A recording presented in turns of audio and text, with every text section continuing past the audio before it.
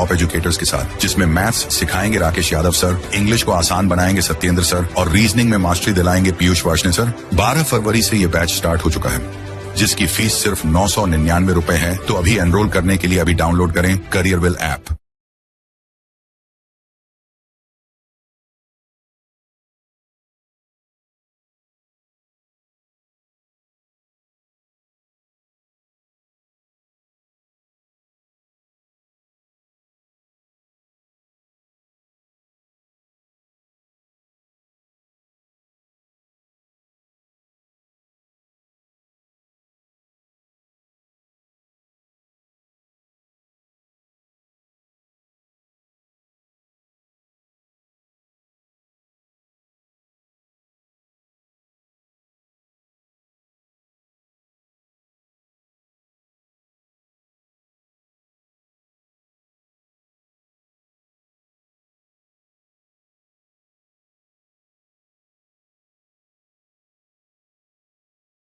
नमस्कार दोस्तों, उम्मीद करता हूं आप सब बिल्कुल ठीक होंगे। क्लास लेने के लिए आप सभी बिल्कुल तैयार होंगे और आप सभी को देखकर यह प्रतीत होता है कि आप वही छात्र हैं जिनका इस वर्ष सिलेक्शन होने से कोई नहीं रोक सकता। आप सभी जानते हैं यह कोई आम क्लास नहीं है। पूछता है भारत में, मैं जीत राणा स्वागत करता हूं आप सभी का। मैं देख पा रहा हूं वर्तमान में क्लास के अंदर आज काजल उमेश सोलंकी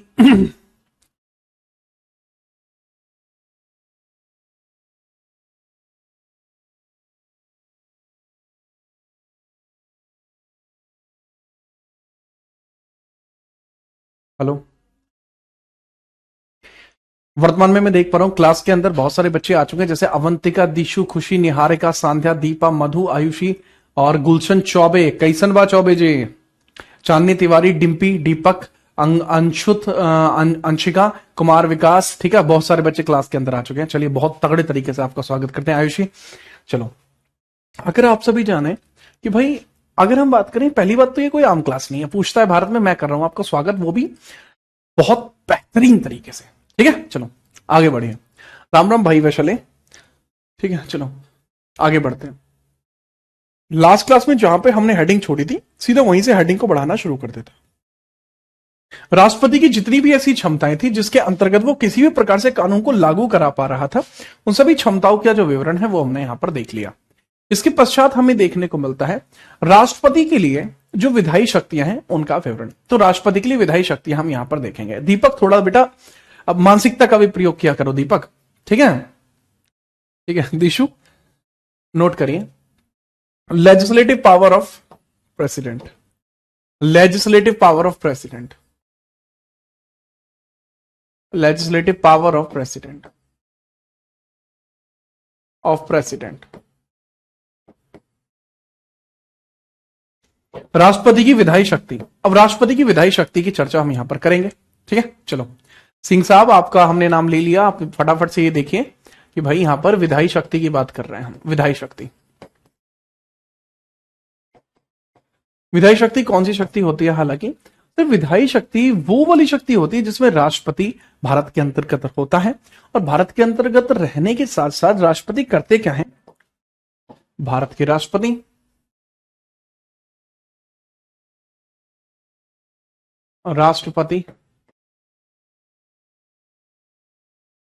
राष्ट्रपति के द्वारा कानून निर्माण में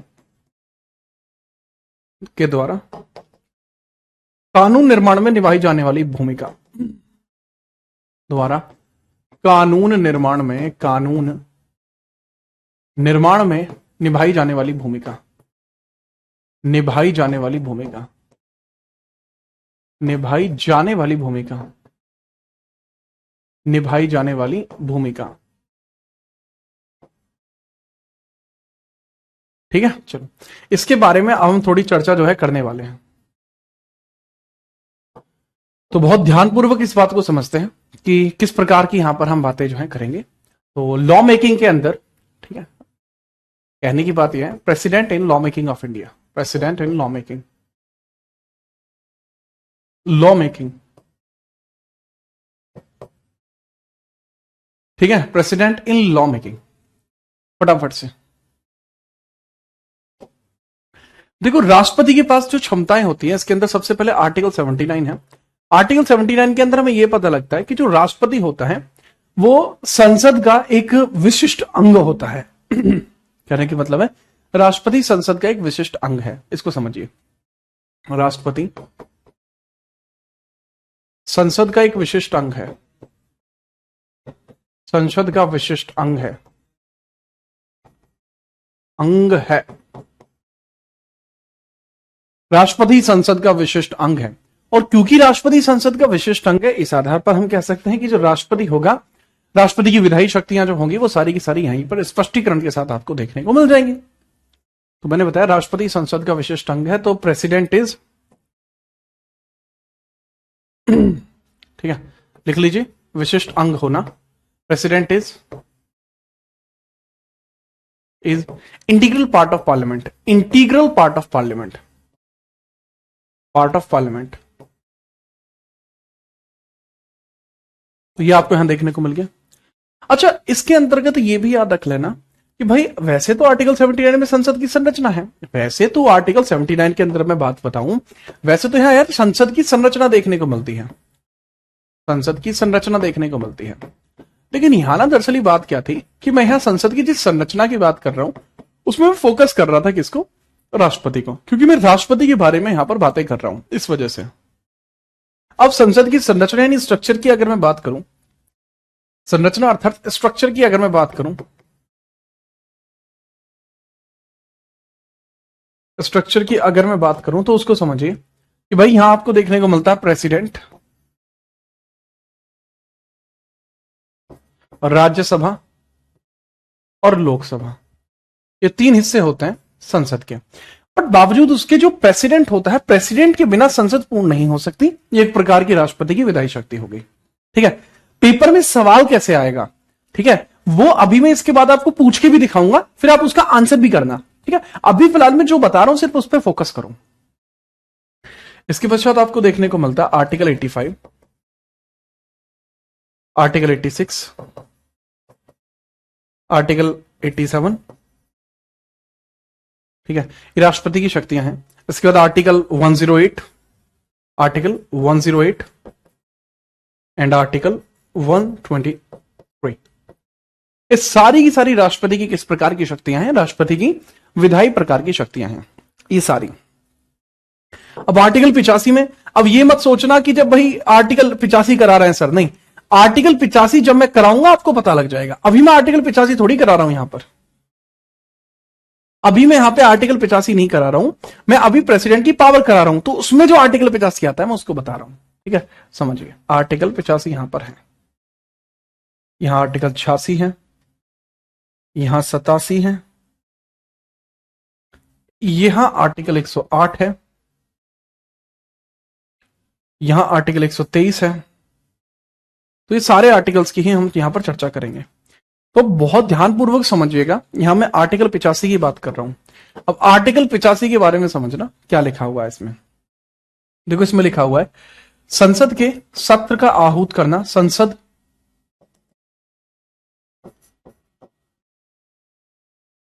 के सत्र आहूत करना व सत्रावसान करना, आहूत और सत्रावसान करना, आहूत और सत्रावसान राष्ट्रपति की शक्ति है, राष्ट्रपति की शक्ति है।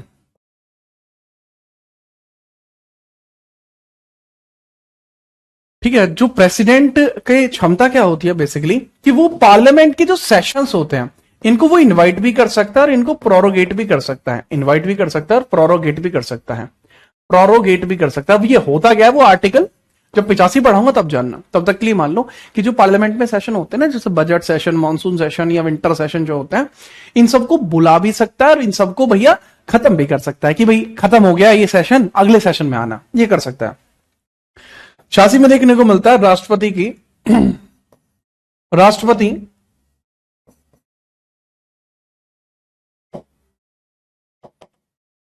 तो यहां आपको देखने को मिलता है राष्ट्रपति की अभिभाषण शक्ति, अभिभाषण शक्ति आपको देखने को मिलती है। अब अभिभाषण शक्ति का मतलब क्या होता है, एड्रेसिंग पावर ऑफ प्रेसिडेंट, ये तो एड्रेसिंग पावर है फिर, addressing power of president. Of president. यह राष्ट्रपति की एड्रेसिंग पावर, ठीक है, किसकी? राष्ट्रपति की एड्रेसिंग पावर है। अब यहां हम बात करते हैं राष्ट्रपति के विशेष, यहां राष्ट्रपति की विशेष अभिभाषण की शक्ति, विशेष अभिभाषण, विशेष अभिभाषण शक्ति। यह प्रेसिडेंट की स्पेशल एड्रेसिंग पावर होती है, ठीक है, ये स्पेशल एड्रेसिंग पावर होती है, स्पेशल एड्रेसिंग पावर, ये स्पेशल एड्रेसिंग पावर होती है। तो राष्ट्रपति की ये तो होगी एडिशनल पावर, ये होगी स्पेशल एडिशन पावर, ठीक है। अब इसमें क्या होता है, राष्ट्रपति संसद के अंदर जब चाहे तब बोल सकता है, ये चीज हमें देखने को मिलती है एड्रेसिंग पावर में। अब राष्ट्रपति जब चाहे संसद के पहले सेशन में बोल सकता है, वो स्पेशल एड्रेसिंग पावर। इस चीज को कैसे लिख सकते हैं? प्रेसिडेंट कैन इनवाइट और प्रोरोगेट पार्लियामेंट्री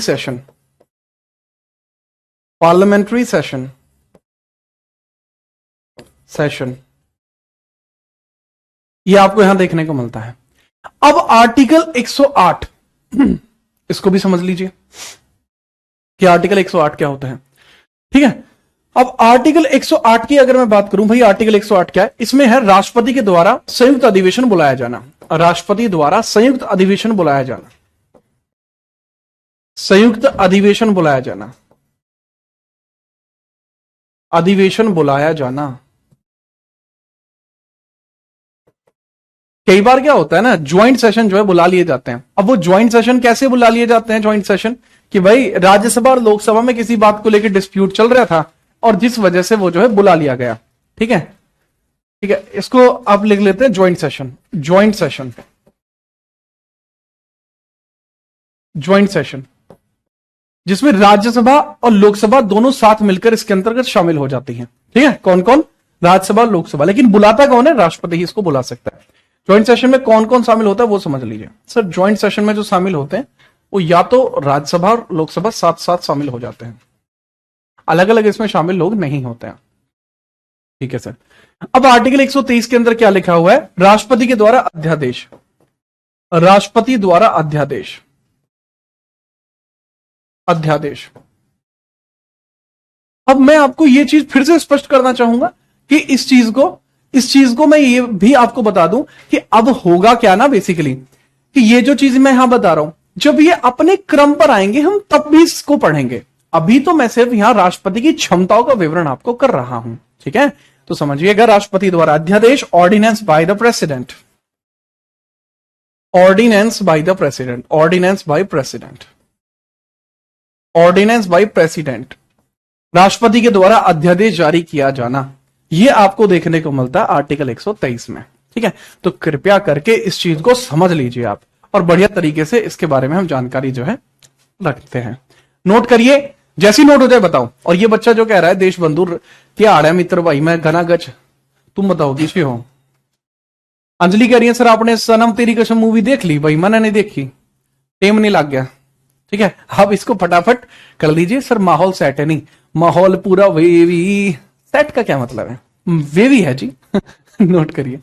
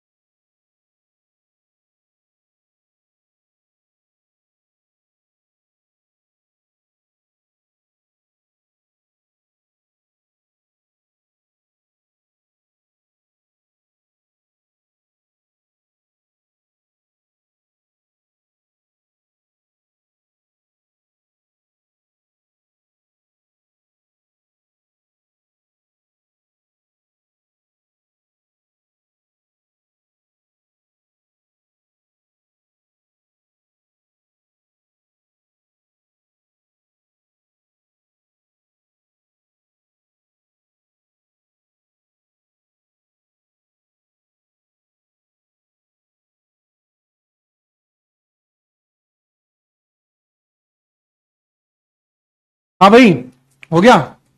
तो ऑर्डिनेंस, अब मैंने वही बता रहा हूं कि सर ऑर्डिनेंस बाय प्रेसिडेंट के हो गए हैं भैया। ये आपको तब पता लगेगी मनीष, जब मैं 123 पढ़ाऊंगा। अब मैं 123 नहीं पढ़ा रहा, अभी तो मैं खाली विधायी शक्तियों को पढ़ा रहा हूं, आप समझो।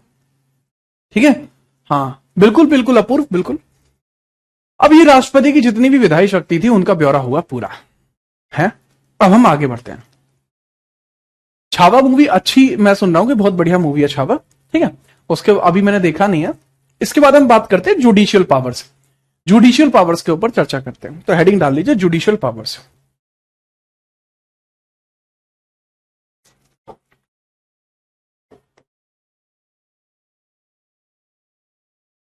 जुडिशियल पावर्स की बात करते हैं। जुडिशियल पावर्स, न्यायिक शक्ति।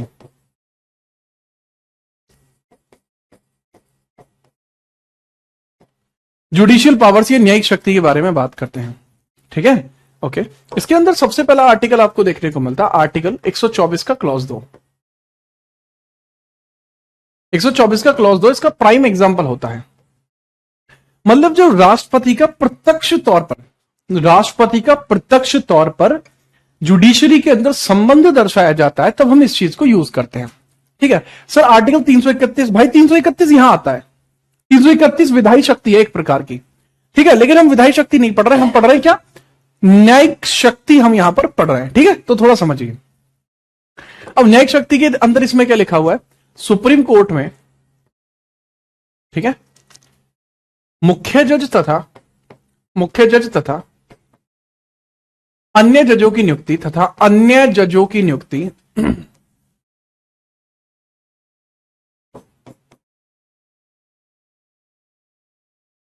मुख्य जज तथा अन्य जजों की नियुक्ति राष्ट्रपति के द्वारा की जाती है। राष्ट्रपति के द्वारा की जाती है।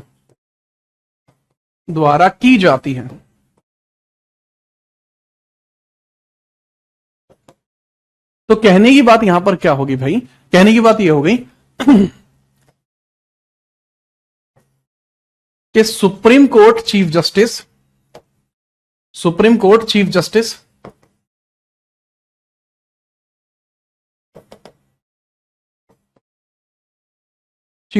एंड अदर जजेस अपॉइंटेड बाय प्रेसिडेंट।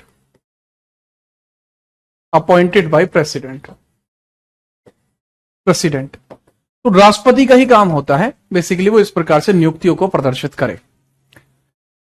ठीक है, 124 का 2 आपको यहां देखने को मिल जाएगा। इसके पश्चात हम आगे बढ़ते हैं और आगे हम देखते हैं नेक्स्ट पॉइंट इसमें क्या है। ठीक है, चलो दूसरा पॉइंट इसमें देखने को मिलता है article 217। Article 217, appointment of high court जजेस। हाई कोर्ट के जज की जो नियुक्ति होती है वो भी कौन करता है, president. Appointment of high court जज,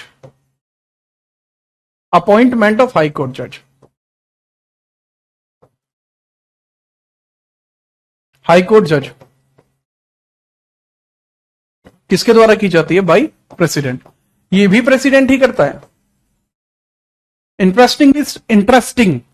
इसके पश्चात अब आपको देखने को मिलता है article 222, transfer of A high court जज।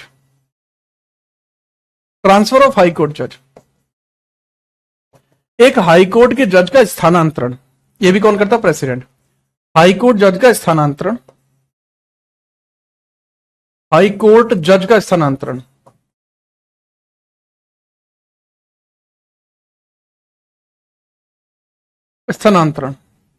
स्थानांतरण आपको देखने को मिलता है। यह भी कौन करता है, बाई द प्रेसिडेंट। नियुक्ति कौन करता है, इनकी नियुक्ति भी कौन करता है, प्रेसिडेंट। तो नियुक्ति हुआ, स्थानांतरण हुआ, वो सबका सब काम कौन कर रहा होता है, प्रेसिडेंट कर रहा होता है। इसके पश्चात आपको देखने को मिलता है एक आर्टिकल 143, ये होती है advisory power of president. Advisory क्षमता होती है। ठीक है, एडवाइजरी क्षमता की हम बात करते हैं। Advisory power of president. परामर्श शक्ति की बात चल रही है यहां पे। परामर्श शक्ति, राष्ट्रपति की परामर्श शक्ति, यह राष्ट्रपति की परामर्श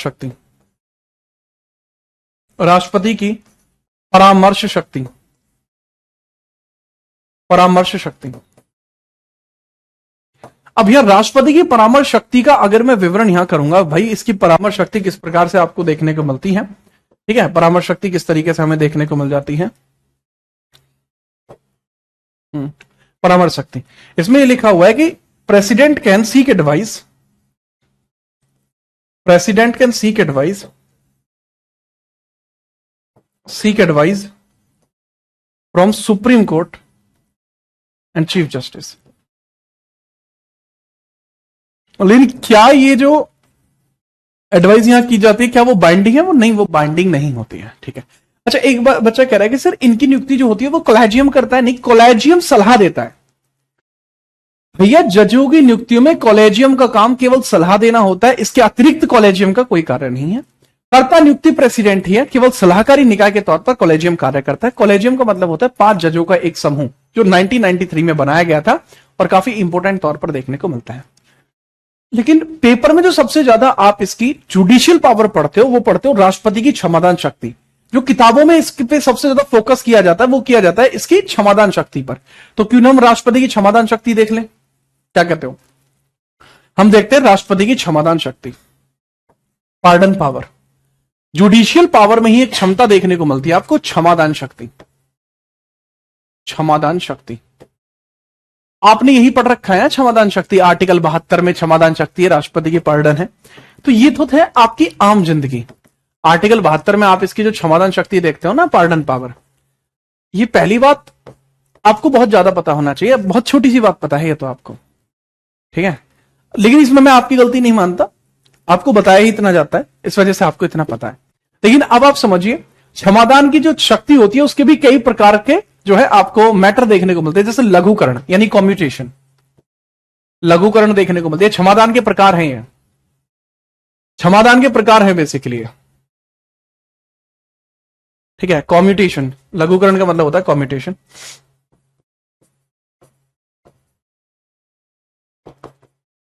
कॉम्यूटेशन आपको देखने को मिलता है, कॉम्यूटेशन, लघुकरण अर्थात कॉम्यूटेशन, सबसे पहला पॉइंट। नेक्स्ट आपको देखने को मिलता है परिहार। परिहार का मतलब क्या होता है? रेमिशन, फिर विराम। परिहार का मतलब रेमिशन, रेमिशन देखने को मिलता है। फिर आपको देखने को मिलता है विराम, विराम यानी रेस्पाइट। फिर आपको देखने को मिलता है विराम। विराम का मतलब होता है रेस्पाइट। फिर प्रविलंबन यानी रिप्राइव, प्रविलंबन,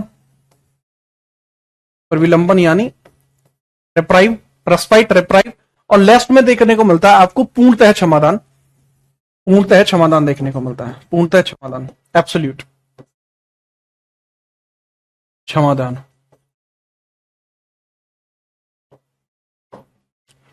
विराम को बोलते हैं रेस्पाइट और इसको बोलते हैं रिप्राइव, प्रविलंबन को बोलते हैं रिप्राइव, और पूर्णतः क्षमादान को बोलते हैं पार्डन। पूर्णतः क्षमादान को बोलते हैं पार्डन। क्या बोलते हैं? पार्डन। ठीक है, चलिए ठीक है, बहुत बढ़िया, अच्छी बात है भाई मलिक, बहुत बढ़िया। अब लघुकरण का मतलब क्या होता है? लघुकरण का मतलब पूर्णतः क्या होता है जी? सजा की प्रवृत्ति को बदल दिया जाता है, ठीक है। सजा की प्रवृत्ति को बदलना, सजा की प्रवृत्ति बदलना, इसमें प्रवृत्ति का परिवर्तन होता है, प्रवृत्ति परिवर्तन। कहने का मतलब है इसके अंदर change in nature of punishment, change in nature of punishment change होती है, नेचर ऑफ पनिशमेंट। आपने सुना होगा ना कि भाई फांसी की सजा को मृत्युदंड की जो सजा होती है उसको उम्र कैद बना देता है, तो उसी के थ्रू बनाता है कि नेचर ऑफ पनिशमेंट चेंज हो जाती है। दूसरा, परिहार का मतलब होता है सजा की अवधि कम कर देना, अवधि कम करना, अवधि कम करना, अवधि बदलना या कम करना, अवधि बदलना। यानी किसी को 8 वर्ष की मिली थी, 8 वर्ष की मिली थी और उसको चेंज करके कर दिया गया 6 इयर्स, तो वो ऐसे भी कर सकता है, ठीक है। चलो नेक्स्ट, निखिल ध्यान से इसमें ये लिखिए, विराम का मतलब होता है सजा को समय से पहले खत्म कर देना, सजा को समय से पहले समाप्त करना, समय से पहले समाप्त करना, पहले समाप्त करना। समय से पहले भी सजा को समाप्त किया जा सकता है, वो आपको यहां देखने को मिल जाता है। ठीक है, और प्रविलंबन यानी रिप्राइव का मतलब होता है सजा जो होती है उसको कुछ समय के लिए टाल देना, सजा कुछ समय के लिए टालना। ठीक है, इसको बोलते हैं complete before time, complete before time. इसको बोलते हैं डिले, डिलेड पनिशमेंट, सजा को कुछ समय के लिए त्यागना, कुछ समय के लिए टालना, कुछ समय के लिए टालना, के लिए टालना, टालना। जो भी सजा मिली है उसको कुछ समय के लिए टाल देना होता है। इसके बाद पार्डन होता है। पार्डन, पार्डन बेसिकली किस चीज से रिलेट करता है? पूर्णतः सजा को खत्म कर देना, सजा पूर्ण खत्म करना, पूर्ण खत्म करना। इसको बोलते हैं कंप्लीट अबॉलिश करना, कंप्लीट अबॉलिश करना, सजा को कंप्लीटली खत्म करना, अबॉलिश करना।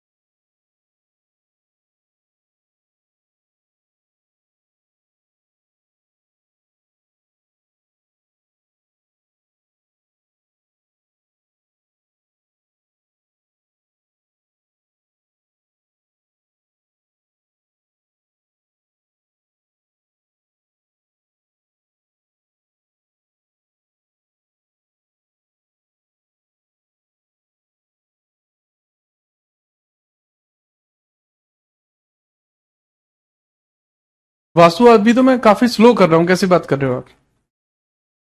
सर क्या इनकी कोई कंडीशन होती है? जी हाँ, इनकी कंडीशन होती है। हर एक सजा की प्रवृत्ति की कंडीशन होती है। कब की जा सकती है? वो नेचर ऑफ द क्राइम पे डिपेंड करता है। राष्ट्रपति उसको अपने विवेक के अनुसार निश्चित करता है।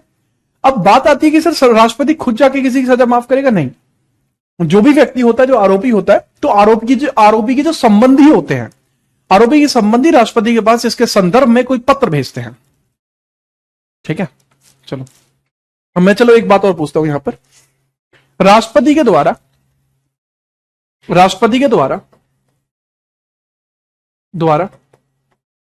Chief justice of chief election commissioner की नियुक्ति, चीफ इलेक्शन कमिश्नर की नियुक्ति, ये उसकी कैसी शक्ति है?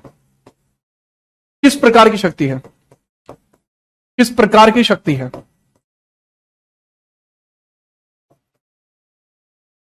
बताइए कैसी शक्ति है? क्या राष्ट्रपति इस पावर का प्रयोग कर चुके? बहुत बार कर चुके हैं भाई।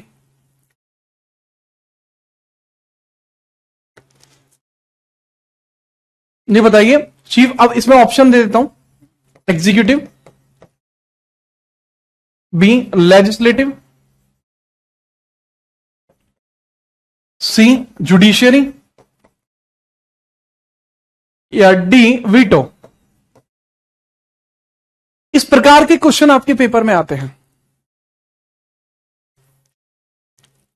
बताओ फटाफट से। ठीक है, इसके बारे में फटाफट बताइए।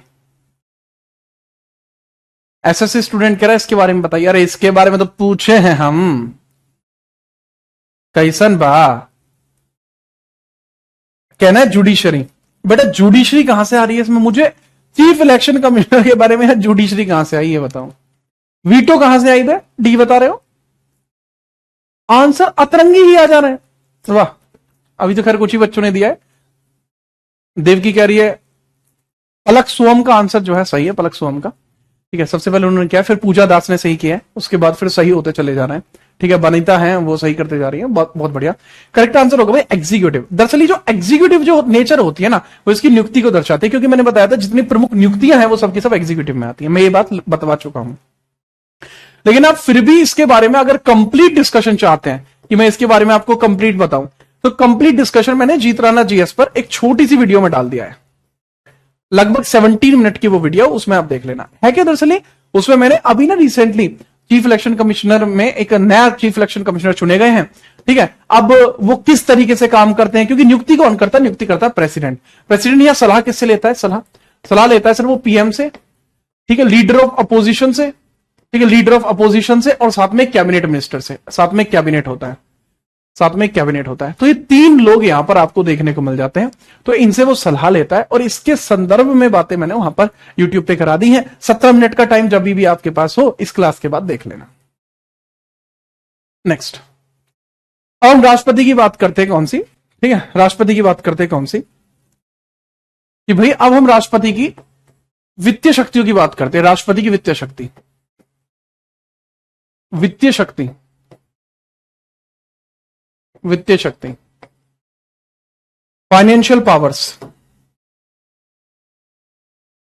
Financial powers. वित्तीय शक्तियों में सबसे पहले आपको एक पॉइंट देखने को मिलता है, पहला क्या भला, इसमें आपको देखने को मिलता है आर्टिकल 109। इसमें तो मनी बिल है, हां, तो इसमें क्या लिखा हुआ है कि जो मनी बिल होता है ना, मनी बिल की जो स्टार्टिंग होती है वो प्रेसिडेंट के सिग्नेचर के साथ ही हो सकती है। इसमें लिखा हुआ है money bill can be initiated by the money bill can be initiated, money bill can be initiated by, money bill जो होता है उसको इनिशिएट किया जा सकता है, can be initiated by signature of president, signature of president. ये बात आर्टिकल 109 में लिखी है। क्यों? क्योंकि आर्टिकल 109 में धन विधेयक प्रावधान लिखे हुए हैं, धन विधेयक प्रावधान लिखे हुए हैं। अब क्योंकि यहां धन विधेयक के प्रावधान लिखे हुए हैं, तो एक धन विधेयक का प्रावधान यही होता है कि भैया राष्ट्रपति जो होता है ना, राष्ट्रपति जो होता है वो इसी के बारे में जानता है कि भैया जो धन विधेयक होता है, धन विधेयक राष्ट्रपति हस्ताक्षर से शुरू होता है, हस्ताक्षर से शुरू होता है, ठीक है भाई, ये पहली पावर है इनकी।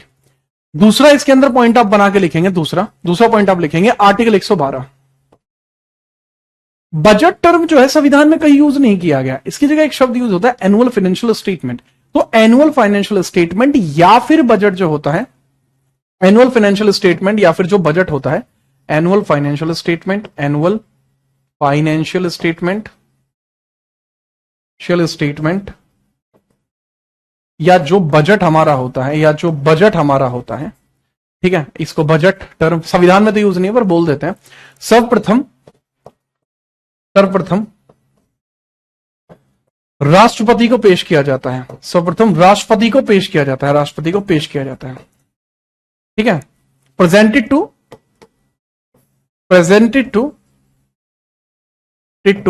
President for the first president.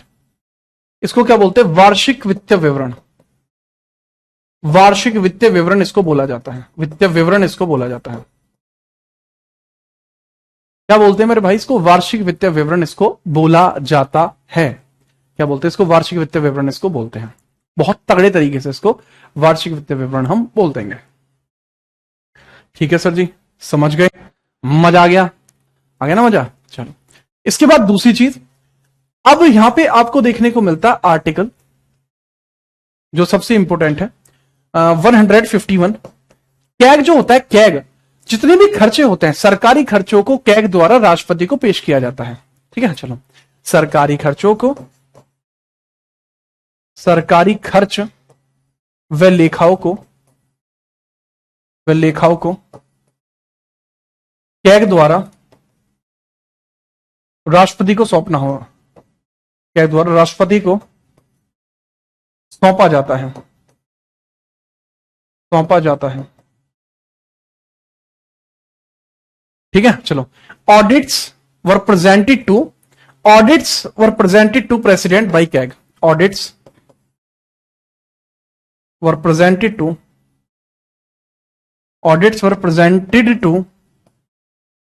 President by CAG, president by CAG. इस प्रकार से कुछ बातें आपको देखने को मिलती हैं। ठीक है, इसके बाद लास्ट इसमें होता है जी आर्टिकल 267। ये भी एक प्रकार की इसकी फाइनेंशियल पावर है कि भैया हमारी जो एक शक्ति होती है, कौन सी शक्ति होती है? अकस्मातिक निधि की शक्ति। तो अकस्मातिक वाली जो चीजें होती है ना, अकस्मातिक निधि, इस पर राष्ट्रपति का अधिकार होता है। अकस्मातिक निधि,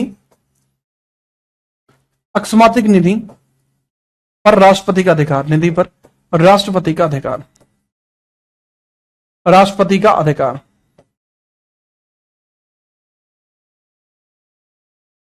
राष्ट्रपति का अधिकार, अकस्मातिक निधि पर राष्ट्रपति का अधिकार। तो कहने की बात क्या हुई कि अकस्मातिक निधि जो आपको देखने को मिलती है, यानी इमरजेंसी, इमरजेंसी फंड जो आपको देखने को मिलता है, emergency fund is headed by president. तो यहां प्रेसिडेंट फिर आपको देखने को मिलता है। इसके बाद राष्ट्रपति की दो प्रकार की शक्ति बची है, अगले पेज पे हम दोनों लिख लेंगे। ठीक है, फटाफट। चलो इस पेज पे तो नहीं आ सकती क्योंकि मैंने ब्रॉड कर दिया अभी।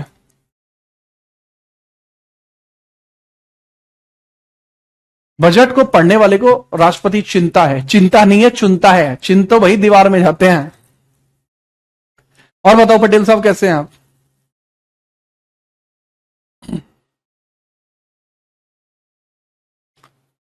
क्या मौज आ रही है भाई आपकी?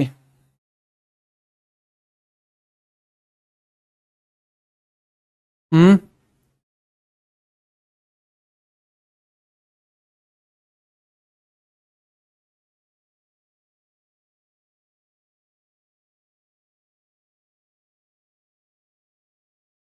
बताइए।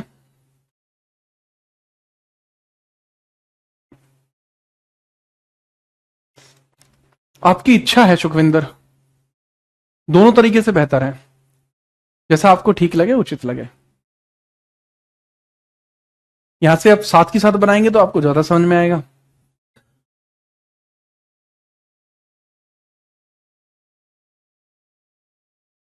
ठीक है दलाल साहब, चलो। वीटो क्या है? अगले पेज पे भैया वीटो ही आएगी। यहां प्रेसिडेंट की सबसे पहले आप मिलिट्री पावर देख लीजिए और फिर वीटो देख लेंगे। मिलिट्री पावर, मिलिट्री पावर, सैन्य शक्ति आप देख लीजिए राष्ट्रपति की। भाई सैन्य शक्ति राष्ट्रपति की कुछ इस भांति आपको देखने को मिलती है कि जो राष्ट्रपति होता है वो तीनों सेनाओं का प्रमुख होता है। तीनों सेनाओं का प्रमुख, तीनों सेनाओं का प्रमुख होता है। लेकिन एक्स ऑफिशियो होता है। एक्स ऑफिशियो का मतलब है सदस्य नहीं होता पर प्रमुख होता है। ठीक है, चलिए। तो कहने की बात यह क्या है कि head of all three armies, all three आर्मीज, कि भाई तीनों सेनाओं का प्रमुख होता है ये। ठीक है, तीनों सेनाओं का प्रमुख होता है, याद रखना इस चीज को। ठीक है, चलो। ठीक है, चलिए। ठीक है, प्लस तीनों सेनाओं के प्रमुख का चयन भी करता है। तीनों सेना के प्रमुखों का चयन भी करता है। प्रमुखों का चयन भी किया जाता है। यानी कहने की बात क्या हुई, तीनों सेनाओं के प्रमुखों का चयन का मतलब है कि भाई appoint the head of all three armies, all three armies, appoint the head of all three armies. ठीक है, तो भाई तीनों सेनाओं के प्रमुख का चयन भी करता है। ये आपको देखने को मिलता है, एक प्रकार की इसकी सैन्य शक्ति देखने को मिलती है। और ये बात कहां लिखी हुई है? 53 में लिखी हुई है, आर्टिकल 53 में ये चीज लिखी हुई है।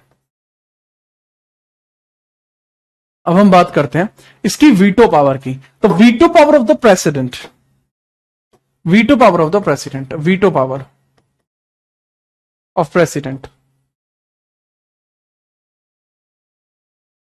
वीटो पावर का जो जिक्र किया गया है वो किया गया आर्टिकल 111 में। ठीक है, चलिए। आकाश यार वो भी सामान्य टीचर है, ऐसी बात नहीं है। ठीक है, मैं कभी किसी टीचर के लिए वो नहीं कहता कि यार वो अच्छा नहीं पढ़ाते। वो भी सामान्य टीचर है, अच्छे आदमी है, बढ़िया आदमी है। ठीक है, अच्छा पढ़ाते हैं, बोलने की शैली भी अच्छी है। हाँ, लेकिन बस यही कहना चाहूंगा कि दरअसल उनका जो वास्तविक विषय है वो ये नहीं है। उनका जो वास्तविक विषय है वो बेसिकली हिंदी है, ठीक है। और मुझे बड़ा बढ़िया लगता है उनका, देखा है मैंने, बहुत अच्छा क्लासी तरीके से पढ़ाते हैं, ठीक है। देखिए, तो इस वजह से मैं आपको यहां पर जितनी डिटेल और डेप्थ दे पा रहा हूं, तो उसके पीछे का कारण सिर्फ इतना सा है, हालांकि वो पढ़ाते बहुत अच्छा है।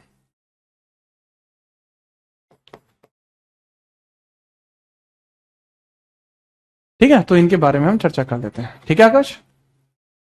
ये आर्टिकल 111 में लिखा हुआ 3 तरीके के हिस्से आपको देखने को मिल जाते हैं। पहला आपको देखने को मिलता है absolute veto, absolute veto, absolute veto. दूसरा आपको देखने को मिलता है सस्पेंशन वीटो, सस्पेंशन वीटो। और तीसरा आपको देखने को मिलता है पॉकेट वीटो, पॉकेट वीटो देखने को मिलता है, ठीक है, समझिए। ओके ओके भाई, अब हम बात करते हैं इसके बारे में क्या चीज जरूरी होगी। ये है राष्ट्रपति की वीटो शक्ति, वीटो। अब देख लीजिए कौन कौन सी वीटो यहां पर लिखी हुई है। इसको बोलते हैं आत्यंतिक वीटो, ठीक है। क्या बोलते हैं? आत्यंतिक वीटो, आत्यंतिक, आत्यंतिक वीटो। इसको बोलते हैं निलंबनकारी, बनकारी। और इसको बोलते हैं भैया पॉकेट यानी जेबी वीटो, जेबी वीटो, जेबी वीटो, इस तरीके से है, ठीक है। चलिए, हाँ भैया निषाद सांध्या उन्हीं की बात है, ठीक है। चलो, अब एब्सोल्यूट वीटो की अगर मैं बात करूं कि भाई एब्सोल्यूट वीटो आपको देखने को मिल रहा है, तो ये हर एक मामले में प्रयोग में नहीं की लाई जा सकती। इसका एक विशेष अनुरूपण होता है। आत्यंतिक वीटो के प्रयोग से जो भी यहां पर कोई भी विधेयक होता है जिस पर आत्यंतिक वीटो लगाई जाएगी, उसका अस्तित्व पूर्णतः समाप्त हो जाएगा। इसके प्रयोग से, इसके प्रयोग से विधेयक का अस्तित्व समाप्त हो जाता है। विधेयक का अस्तित्व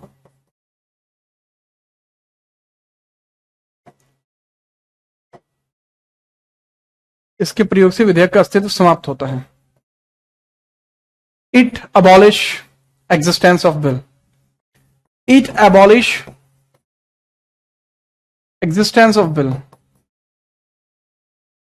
एग्जिस्टेंस ऑफ बिल। ये बिल का अस्तित्व ही खत्म कर देता है भाई ये। अब ऐसी परिस्थिति में आप ये समझ सकते हैं कि लेकिन इसका प्रयोग केवल सीमित है, इसका प्रयोग बड़ा सीमित है। प्रयोग इसका कैसा है? प्रयोग सीमित है। प्रयोग कैसा? सीमित है, लिमिटेड प्रयोग है इसका, लिमिटेड प्रयोग है इसका, सीमित प्रयोग है, लिमिटेड है, ठीक है। और लिमिटेड कैसे है मेरे भाई? लिमिटेड इस प्रकार से है कि भाई ये केवल तभी प्रयोग में लाई जा सकती है जब प्राइवेट मेंबर बिल हो, निजी सदस्य विधेयक हो, निजी सदस्य विधेयक पर लाई जा सकती है, निजी सदस्य विधेयक हो, private member bill, private member bill, private member bill हो। या फिर इसमें एक पॉइंट और बन सकता है, ये तब प्रयोग में लाई जा सकती है जब जो सरकार इसको लेकर आए वही सरकार गिर जाए। जो सरकार लाए, जो सरकार बिल लाई हो, बिल लाई हो, वही गिर जाए, वही गिर जाए, ठीक है। If government fall before passing, if government fall, if government fall before passing, passing, तो भी इस बिल को लाया जा सकता है। अगर गवर्नमेंट बिल लाने से पहले ही गिर जाती है तब इसका प्रयोग हो सकता है। निलंबनकारी होती है जब राष्ट्रपति किसी बिल को पुनर्विचार के लिए भेजे, जब राष्ट्रपति किसी बिल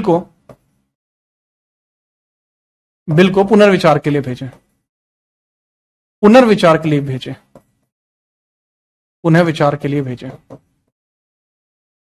के लिए भेजे। When President send a bill for reconsideration, when President send a bill for reconsideration, when president send bill for reconsideration duration।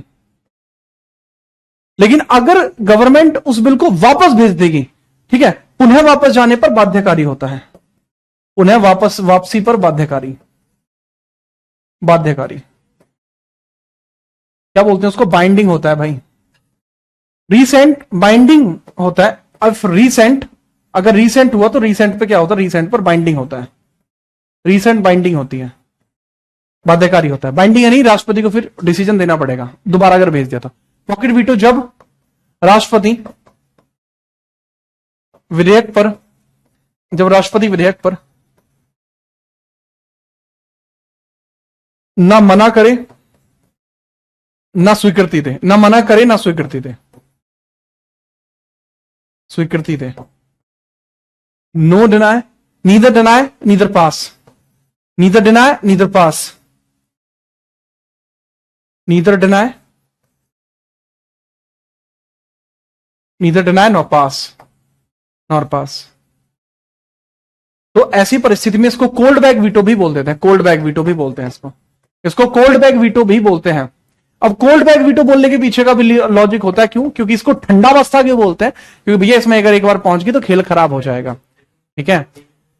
दूसरी बात इसमें बहुत जरूरी ये भी है कि अंतिम तौर पर आप ये भी याद रख सकते हैं कि इसका क्या हिस्ट्री है कोई। हाँ, एक बार आपसे पहले ये यूज हो चुका है। एग्जाम्पल के लिए 1986 में ज्ञानी जेल सिंह ने, जो ज्ञानी जेल सिंह थे, ज्ञानी जेल सिंह, ये हमारे प्रेसिडेंट हुआ करते थे ज्ञानी जेल सिंह जी। इन्होंने पोस्ट ऑफिस, एक अधिनियम आया था, पोस्ट ऑफिस अधिनियम, पोस्ट ऑफिस एक्ट आया था, उस पर इसका प्रयोग किया था, तो वो भी जरूरी होगा, ठीक है। तो ये इसमें अंतिम हो जाएगा, ठीक है। चलो, प्रयोग ज्ञानी जेल सिंह ने 1986 में किया था भारतीय डाकघर अधिनियम पर। जी हाँ, तो इस प्रकार से आपका वीटो का जो कॉन्सेप्ट है वो यहां पर पूर्ण होता है, और आज की क्लास भी यहां पर आपकी पूर्ण होती है। अब आपसे मुलाकात करूंगा ठीक 5 मिनट के बाद, और मुलाकात कहां होगी, जीत राणा जीएस चैनल पर, और जिसमें हम कर रहे होंगे हिस्ट्री के 100 सवाल। क्यों, क्योंकि भैया 100 हो गए, 200 हो गए, आज है 300 का नंबर, तो टॉप 300 क्वेश्चन आपको मिलने वाले हैं। और हाँ, एक और बात, उसका जो पीडीएफ वगैरह होगा ना, वो भी साथ के साथ ही आपको इंक्लूड अप होकर मिल जाएगा, ठीक है, साथ के साथ, जितना जल्दी हो पाएगा इतना जल्दी। और वो आरपीएफ कांस्टेबल के लिए मतलब बहुत जरूरी क्लास है। रीजन क्या है कि भाई मैं उसमें ना सीधा डील कर रहा हूं कि भाई आपकी जीएस कैसे बेहतर हो सकती है। बहुत लोग होते हैं ना कि जीएस में नंबर नहीं बढ़ रहे, जीएस में सिलेक्शन नहीं हो सकता, तो मैं गलतफहमी मिटाना चाहता हूं बस लोगों की, और उस गलतफहमी को मिटाने के लिए आपको उसमें शामिल होना पड़ेगा। रीजन है कि भाई आप ही तो वो हो जो उस चीज को सच साबित कर पाएंगे, ठीक है। चलिए, ठीक है, तो बहुत बढ़िया तरीके से हम आपसे मुलाकात करेंगे, बड़ा अच्छा लगा आपके साथ, और बहुत चीजें अच्छी रहती हैं, ठीक है। चलिए सर जी, लाइन तो सारे आर्टिकल करांगे, पर ये इंपोर्टेंट कौन से हैं भाई, देश वाले इंपोर्टेंट आर्टिकल की ना एक क्लास ले लेंगे, ठीक है, तो उस बात की दिक्कत कौन ही ले होता हम, ठीक है। चलो कल मिलते हैं, तब तक के लिए जय हिंद। अच्छा, एक बच्चा है जो उमेश सोलंकी, सिलेबस कब तक हो जाएगा, 20 दिन में हो जाएगा सिलेबस, ठीक है। तब तक के लिए जय हिंद, वंदे मातरम।